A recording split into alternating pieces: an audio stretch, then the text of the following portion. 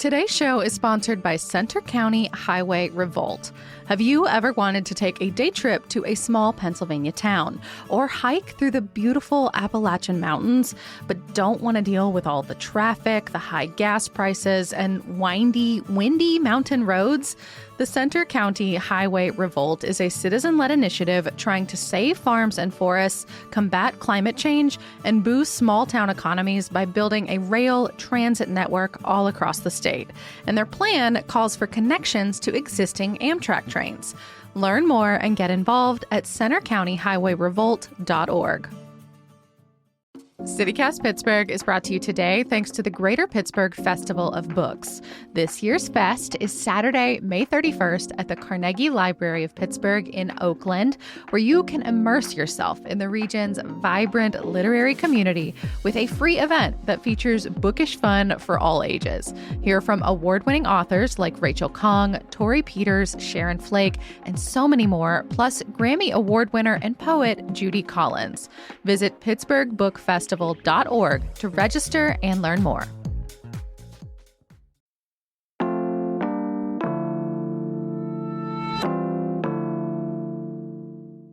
Today on CityCast Pittsburgh. I don't know about y'all, but I spent a chunk of my long weekend looking around and taking stock. My green spaces, my indoor spaces, what needs cleaned, what needs a glow up, what could probably just get replaced. So if you are like me and looking for a low-cost way to upgrade your home, you are in luck because I'm tapping in to thrifty CityCasters to talk through why we are in the perfect season right now for yard sales, flea markets, thrift stores, and church fundraisers all over Pittsburgh. It's Wednesday, May 28th. I'm Megan Harris, and here's what Pittsburgh's talking about.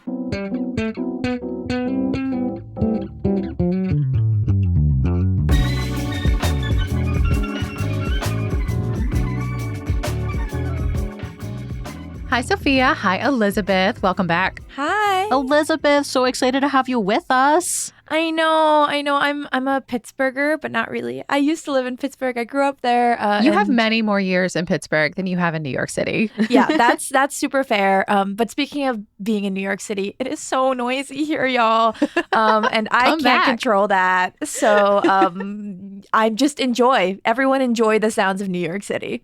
Well, as I understand it, you have both done a lot of furniture and like general home thrifting here in Pittsburgh. That's what we're talking about. We want to know all the things you know. Yes. Okay. I live in Brooklyn, but I do most of my furniture thrifting in Pittsburgh because it is so much cheaper. And so every time I'm back in Pittsburgh, I make it my mission to thrift whatever I need in New York. I actually went back to Pittsburgh to pick up furniture for my new spot. From my parents' home. I took my parents' furniture. I mean, that's where all of us start thrifting, right? Yes. Is from family members that don't want their junk anymore. Yeah, no, 100%. And then I was like, okay, well, while I'm in Pittsburgh, what about getting all of the cool kitchen gear that I want? Let me stop by every Goodwill and see how much cute Pyrex they have available. I am shaking my head because, Elizabeth, you live in New York. I get things are cheaper in here, so I can't fault you for that. But there's just so much thrifting in New York. Save some for the people who actually live here. Me. I mean, listen. Wait, I thought you were going to shame Elizabeth for coming here to do it, not from taking the good stuff away from Pittsburghers. But I mean, you are doing a lot of thrifting right now, Sophia. So I understand. I'm stealing the nice stuff from you and your Pittsburgh home. Yeah, I've been doing a lot of thrift shopping, especially for furniture, because I moved to a new spot, needed a new dining table, bunch of other stuff, layout very different. So, turns out you need to fill the home. And then, thrifting was just way cheaper. I got some stuff from IKEA too, which is, usually where you get your cheap furniture, but it is still cheaper when you buy it used. They also just have quirky stuff that can fit with any, aesthetic. Mm-hmm. I mean, what is it about thrifting here in Pittsburgh that is exciting to y'all? Is it just cost savings? Cost savings, I would say, is my number one motivator. Second, it's kind of fun just to browse. It's much more fun to look, I think, in thrift stores than to go to a big box store. Okay. There's also that sustainability element of it. I am trying to buy fewer brand new things because there are so many things that are used but still in really great condition. And like clothing was nicer in the 90s than fast fashion. I know we're Fair. talking No, you're about right. You're furniture right. today, but I'm sure it applies too. It's so true. Like, I mean, sustainability is my main factor, but like, I just like having nice stuff. And like, Sophia, like what you were saying, they did it better in the past. Like the quality of the craftsmanship was really great. Like I can get a really nice wood vanity, like all wood vanity at like the thrift store for less than an IKEA particle board version that will break in like a few years. Right. And I think there's also just more personality too. Like when I go into a thrift shop or like multiple thrift shops, I feel like I'm doing more to curate my home than maybe just like picking things out of a catalog or like one showroom. Well, so what do y'all think? Like, is Pittsburgh a good thrifting city? Like, I can imagine probably yes, just because like Pittsburghers love old stuff, but maybe that means they hoard it and aren't giving it away. I don't know. What do y'all think? I'm going to be honest, I wasn't a super hardcore thrifter before moving here because I knew I'd be bouncing around. This is the first place I really feel like I've been trying to settle in adulthood. But from my experience going around Pittsburgh, I really like it. Like, it doesn't have the same amount of options as Chicago, as where I was before. But honestly, it's kind of nice sometimes to be in a smaller store. It's a lot less overwhelming. And I find that a lot of the spots here have more of a niche. I guess, like, if you have a smaller space, you need to be a little more picky about how you curate it. For sure. You mean like the types of stuff that they have in the store or like the aesthetic of the store? I think a little bit of both. Like I'm thinking, again, this is more clothing. I know we're talking furniture today, but like we have thrift stores here that focus like exclusively on sports clothing. That kind of thing. Okay, you're right. I hadn't thought about that. And we interviewed Kristen Malone, the thrifty Yinzer, a while back. She thought Pittsburgh was a particularly good place for thrifting, so I'll pass it off to her to explain why.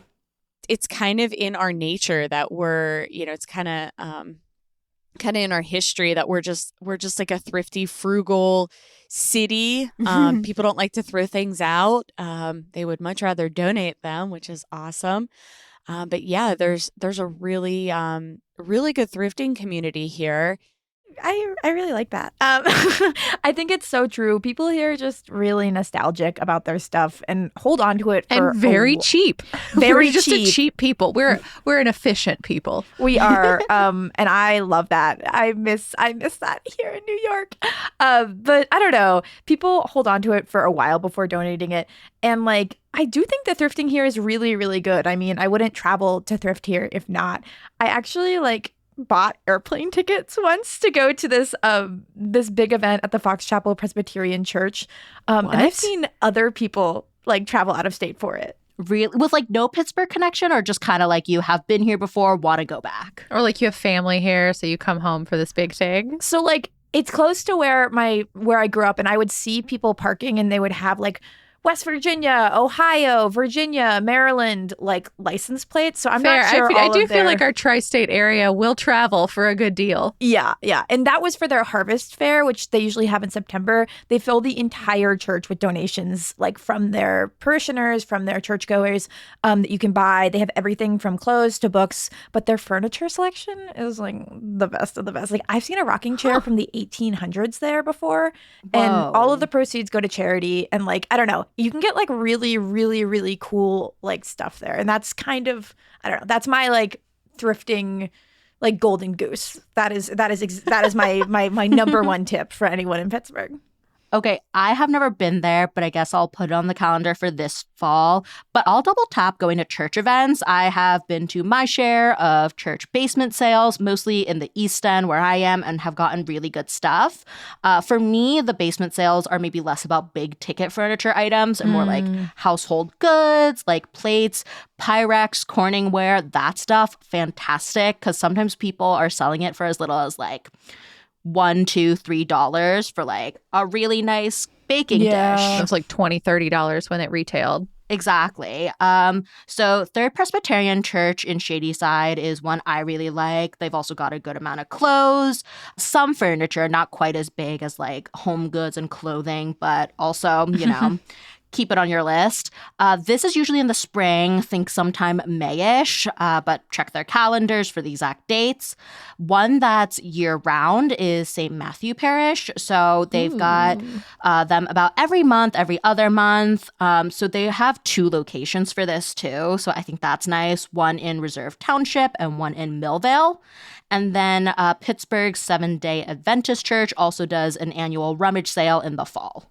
I'm not going to lie. I'm a little surprised to hear both of y'all tapping in on the church sale scene. Like, I did not expect that. I'm not religious, but I know where the heat is. I know where the deals are. I mean, now that you mention it, I think it is smart. Like my in-laws, for example, are a big fan of the huge one that they have every summer at Dewtail Methodist up in Cranberry. And I have been. They are right. It had a lot of cool stuff. The whole church was packed, and they donate everything that they don't sell to benefit folks. So it is kind of a cool opportunity to like go in and see what a space has. Yeah, I think generally they're a really good resource.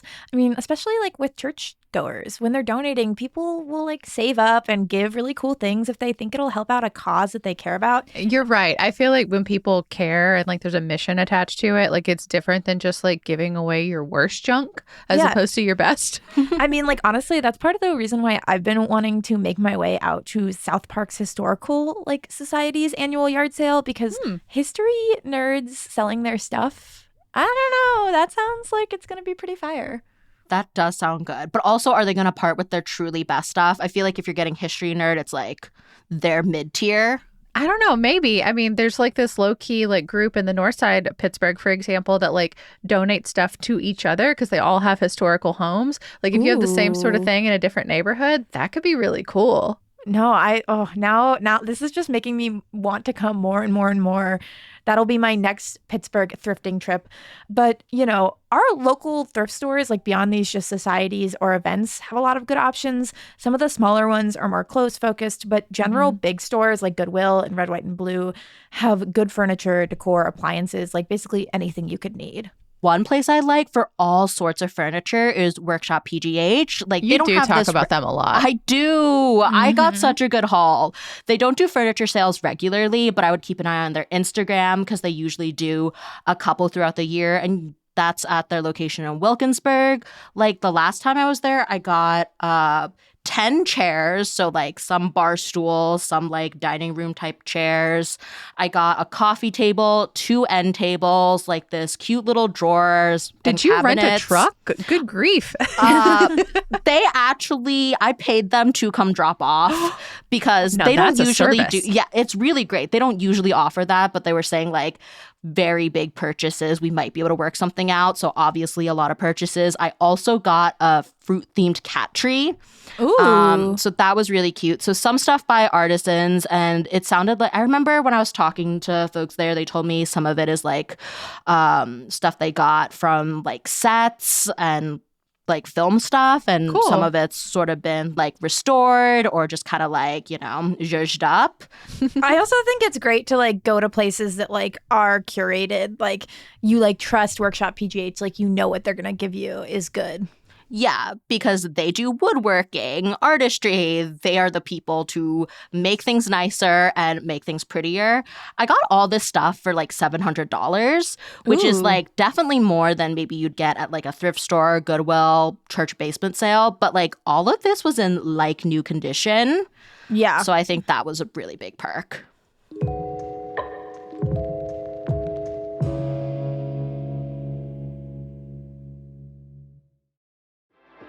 Hey Pittsburgh, today's show is sponsored by Pittsburgh Pride. It is back, it is bigger, it is bolder, it is gayer than ever before. Get ready for a full week of love, liberation, and celebration across the city with Pittsburgh Pride 2025. It all kicks off Sunday, May 25th with the Bigger, Gayer Picnic. Think sunshine, chosen family, and all the queer joy you can pack into one Pittsburgh park. Then on Friday, May 30th, put on your formal or your fiercest. It's the Pittsburgh Pride Prom. followed by the legendary Emerald City Kiki Ball. Yes, the ballroom scene is turning out. Saturday, May 31st, brings the Pittsburgh Pride Festival Day 1 with a free concert featuring Vienna Vienna and American Idol alum David Archuleta, lighting up the night at 7 p.m. And finally, if you can handle it, Sunday, June 1st, come march with your community in the Pittsburgh Pride Parade. Then stick around for the festival Day 2, closing everything out with another free concert starring Jay Howell and the iconic Lil Mo. For all the events, all of the info, head over to pittsburghpride.com to plan your perfect Pittsburgh Pride weekend. That's pittsburghpride.com. Come as you are, show up proud, and we will see you there.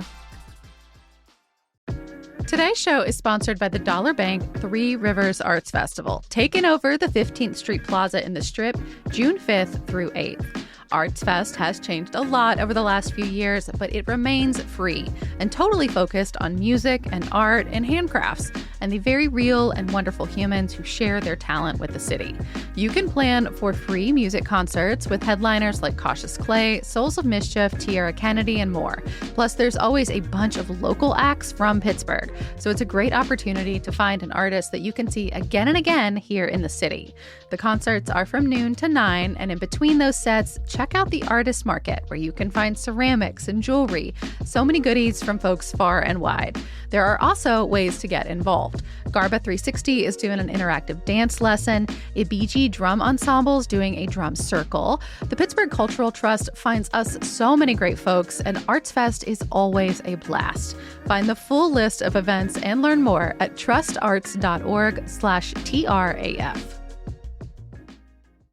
When you're not like going through these kind of curated places, are you like a Goodwill person? Like what's your like general like hunting? Yeah, where do you go? What are your hot spots? I haven't been to the ones in Pittsburgh, but I really like Habitat for Humanity restores. I know they have them around the area, one in Swissvale, one in New Kensington. I went to one in like South Bend a while ago. I got a rocking chair and a couch for $90 total. It was like a leather couch too. That's a good deal. Totally. Construction Junction and Point Breeze, obviously very much a classic. I think that's a really good place if you're looking for something like a new fridge. Or especially if you like, I've heard so many friends say that like if there's a specific thing that they need, odds are Construction Junction has it. Really? Like you need a blue toilet to match your blue Pittsburgh bathroom, check with Construction Junction. I also like desperately want you to go to the neighborhood Flea for me. I have never been. They have a couple in May through October, both in the South Side and Shenley. I feel like that would also be a really good place. I just generally think those things are just so cool when you can go hunting. Once again, many of my friends have bullied me about having not attended.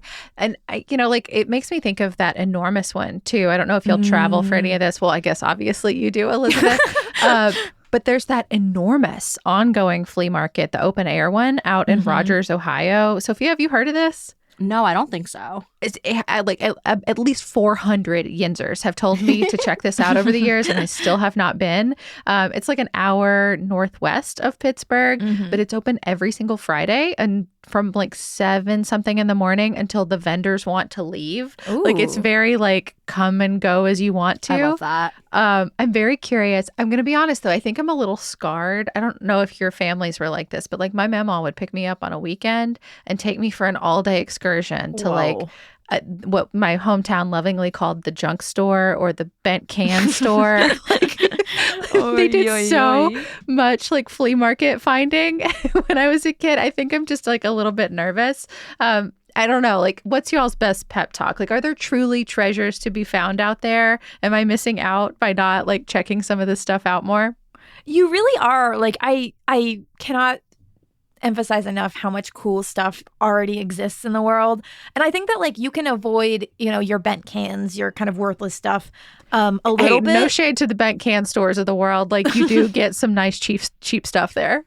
Yeah. I mean, there's always going to be a level of like, okay, this is like a half-used pack of toilet paper. But like you can kind of do some self-selecting to get to a place that has really nice stuff, especially when you like think about like, okay, like maybe a neighborhood that is a little bit more affluent is going to be donating maybe a little bit higher quality stuff. That's kind of like a good way. That's not always the case. There will be, thrift stores that have really nice stuff that aren't connected to a super affluent neighborhood. But some spots that I really love that kind of some fit in this rule, some don't, are the Goodwill in Harmer, because a lot of the Fox Chapel people donate their stuff there. The Red, White, and Blue near Belts Hoover also is surprisingly really good. And I've heard really great things about Second Harvest in Sharpsburg too, that like a lot of the kind of Fox Chapel folks will donate some of their really nice furniture there. I've seen like dozens of bicycles outside every single Red, White, and Blue I've ever passed. Like the one on 51, the one on 65. Like if you want a bicycle, like that seems to be at least one option here in town. Yeah, I got a beautiful set of china from Red, White, and Blue, and like a really nice quilt set. And like I love to throw that out when I'm having a dinner party and feel very fancy.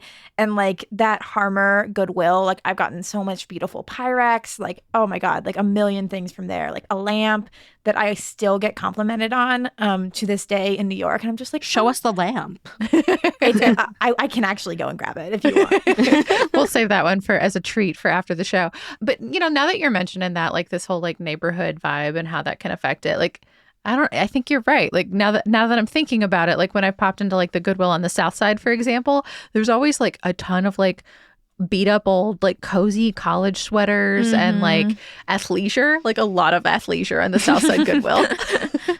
I've also heard some good things on Reddit about the Goodwill in North Huntington. But, Elizabeth, back to your point about scoping for stores in nicer neighborhoods, I also think this fits for estate sales. Yeah. I don't go to a ton of estate sales. That's what scares me because, like, you just never know what's there, how it's organized. A family friend of mine actually like was an estate sale person. Like that was her whole job. She would come in and like help organize all of your junk, sometimes for families that like were not mentally ready for that process, but like help them make sense of it and figure out how to price it. And the one tip she always had was like, if go immediately, go when it first opens, see what you want, and then make peace with whether you can live without it. Go back an hour before it's done the next day and then see if you can get it for half the price. Interesting. So smart. So you scope it out, then you come back the next day, and if it's still there, you can always haggle. That tip also works for the harvest fair. If you go the first day, it'll be like priced if you like, grab it if you think it's going to go quickly. But if you go back that last day, they'll sell it to you for significantly cheaper. No. Good tips. Well, if you are looking to go to estate sales, there's usually a post on Reddit about every week. Someone does the great service of listing a bunch of estate sales, like where they are and also like the times. So you can, figure out if 2 trips fit into your schedule. Live, laugh, Wonderful. love the Pittsburgh subreddit. I mean, when it comes to like all of these spaces, like whether it's an established store or a flea market or, a pop-up event, like, is it okay to just like wander in and admire the goodies? Like, what's the game plan? Do you have to have like a specific item in mind, or can you just like want to look at pretty stuff? Oh, you could absolutely want to look at pretty stuff. I don't think there's anything wrong with going into a thrift store or like an estate sale, any kind of like used store situation just to browse. I don't trust myself. I will be spending all of my money. I don't know. That's some people have more self-control than I do though. Okay, so it's like a know thyself situation. If you can like wander through and not want to buy everything in sight, you're good. But maybe if not, you're a list person. But I also think if it's like your first time going into a thrift store, sometimes it is nice to go browse and just check out the vibes, check out what kind of stock they have, if it fits your style. But if I know I'm going to need something, I like to start really early when I'm looking for something specific because there's just like no guarantee that a used store is going to have what I need in stock. That's so true. I'll usually try to think about it a month or 2 in advance, or like I just have like a note in my notes app where I just keep a list of things I'm looking for. Wait, you're in really good company because when we interviewed the Thrifty Yinzer, Kristen Malone, she also had that same tip. The first thing is always have a BOLO list, so be on the lookout. So if you know that you really want a dining room table, for instance, put that on your list. That way when you walk into a store, you kind of scan through it, see if you find anything. I'm a huge proponent of the BOLO list as well. I've recently become something of a Pinterest head. Is that a phrase? Which has allowed me to see things I really, really want. Is Pinterest back? Is that a thing? I don't know. It's back for me. I just keep on it helps me decide what I want because I'm like, oh, I've pinned 16 Tiffany lamps. I guess I really want a Tiffany lamp. I also think it really helps when you're thrifting if you know what you want. There are ways to search specifically for that thing. I'm a huge fan of online thrifting because of the search function, when when you have specific items you want. Oh, interesting. I don't like thrifting online. I like to touch. I'm a very tactile person. That's what I do a lot to assess the quality, or if it's a chair, do I like this? Would I actually want to sit on it? If when y'all say online, are you talking about Facebook Marketplace or eBay or something? I'm going to call myself a Facebook head. I don't think that's a thing either. But I think that Facebook's a great local resource. I am a Facebook Marketplace power user. When I was back in Pittsburgh, I knew I really, really wanted a used KitchenAid for my apartment.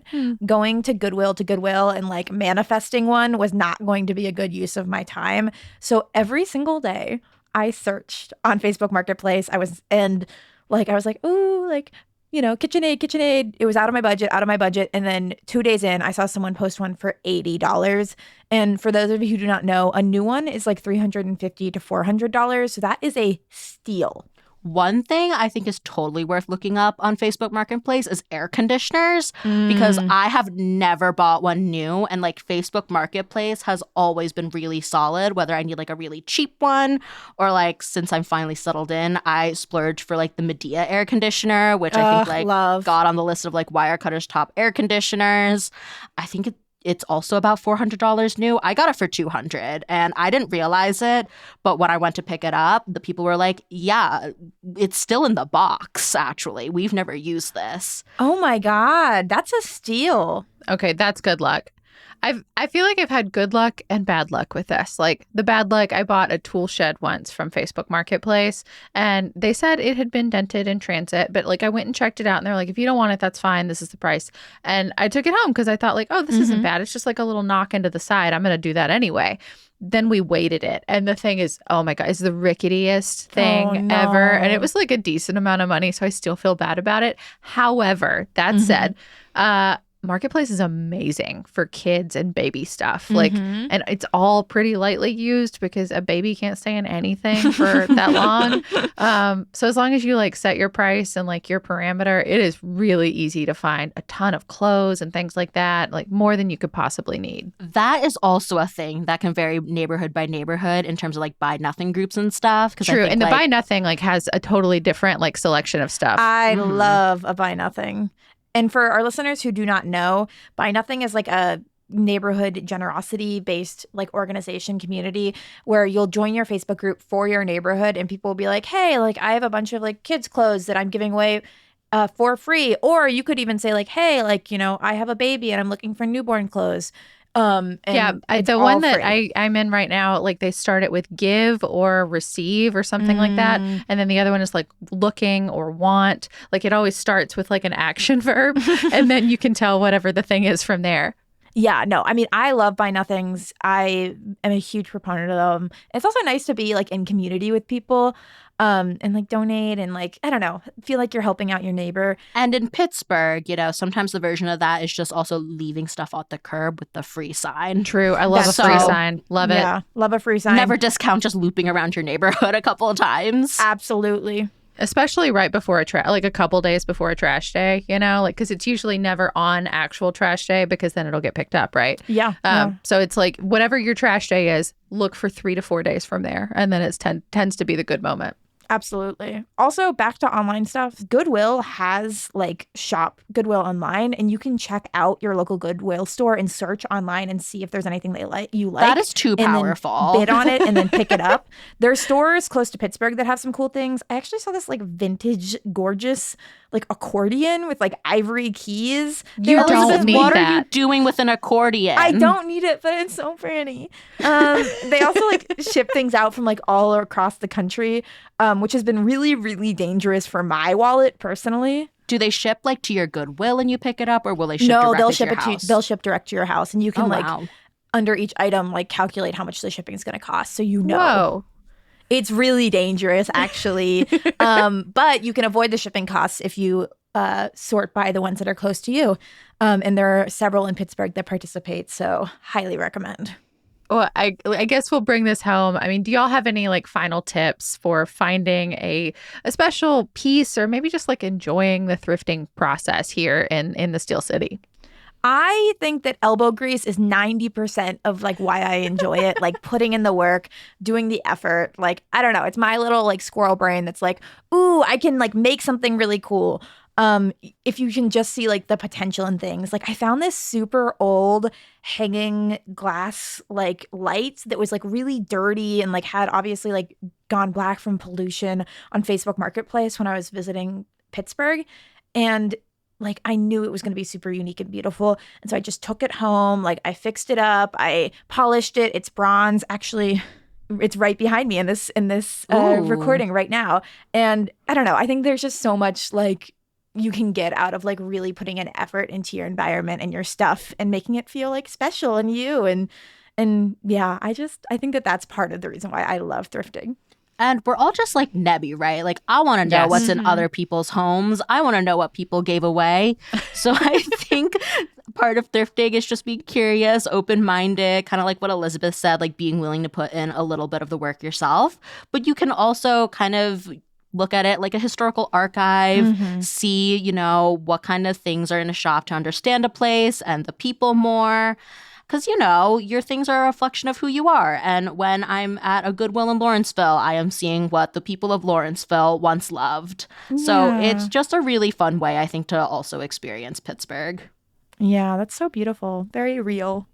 Well, thank you both for coming on and sharing your expertise. If you're listening to this and you also just like enjoy the art of finding a deal generally, we also have shows about getting a good $10 meal. Thank you to Sophia for putting that one together. And also how to navigate those big discount stores, Mac.bid. Elizabeth put that one together. So we will link both of those in our show notes. Thank you both so much. Absolutely. Thanks for having me.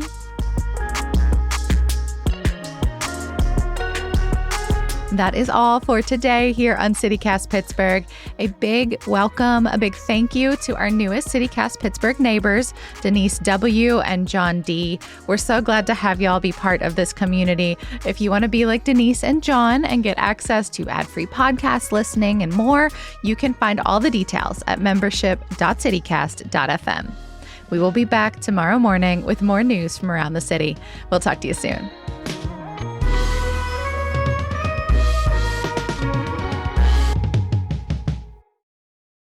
Literally every suburban dad in this neighborhood has a matching lawnmower.